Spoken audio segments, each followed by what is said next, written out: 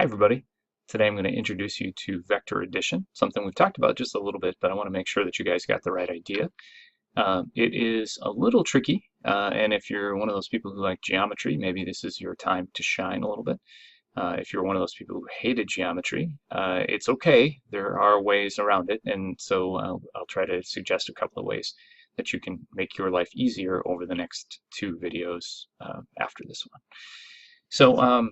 So far we've been talking a little bit about vectors with respect to one dimension. So here's an example. Let's say we have a ladybug and we observe the ladybug to be at a certain position. We're going to call that position the reference point. That's her starting point or his starting point, whatever. I don't know how you tell whether it's a boy or a girl. And let's imagine that it moves 4 meters to the right and then let's say 7 meters to the left. Where does it end up after that time interval? So the way that you can answer that, if you can't really logically see the answer, is to use a number line and to use vectors. And so the question was, where does it end up after it moves 4 meters to the right? So let's draw a 4 meter right to right vector there, like so. So it ends up being right here at this position, right? And then it moves 7 meters to the left. And so I'm going to go ahead and draw the 7 meter to the left vector. And as a result, hopefully you'll be able to see exactly where it ends up. Boy, it's hard to draw straight on this thing. There we go. And so it ends up at this position right there. Ooh, there we go. What position does it have at the end of the time that you've observed the ladybug? That's easy. The position is -3 or 3 meters to the left of the reference point. This was the displacement number 1 right there, and this was displacement number 2 right there.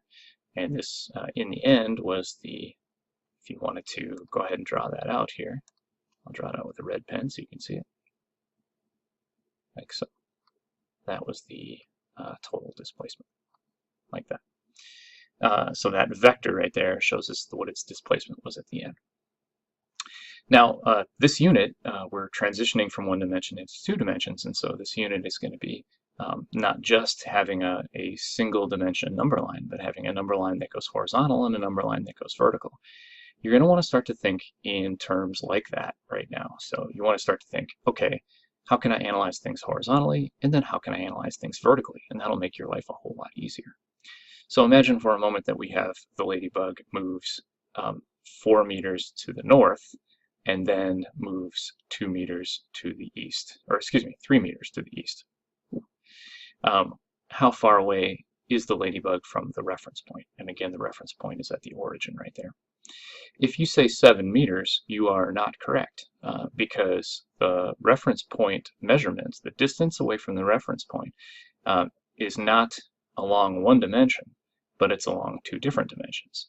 And so if you don't automatically see that the position that the ladybug will be at is actually right there at the end of this time, and the displacement, the total displacement vector looks like this, then you want to start to think about this a little bit better here.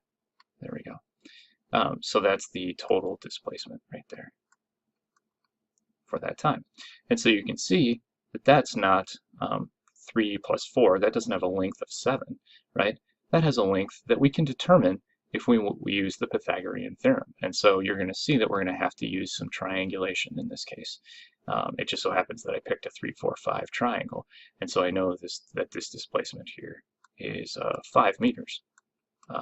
And it's not enough to say that I'd have to that it went 5 meters. I'd also have to say what direction it went in, so I'd have to try to figure out what that angle is right there, theta, which we'll talk about later on.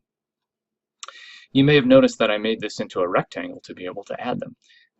The rule that you're going to see in the next video is to make things into a parallelogram.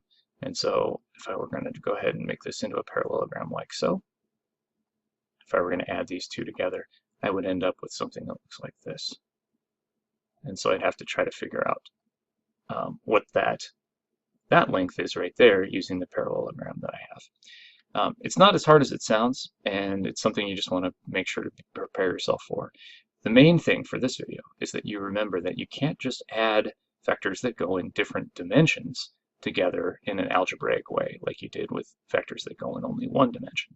You have to go ahead and use some sort of geometrical method, whether that's triangles or something else, whether it's a very precise measurements using a protractor and a ruler and a fine pencil. You can do the same thing, but you can't just add things directly. So be careful with that. This should transition into the two method videos that you're going to see. The first one is on the parallelogram method, which is the method I used in these two right here, made each of those into a parallelogram.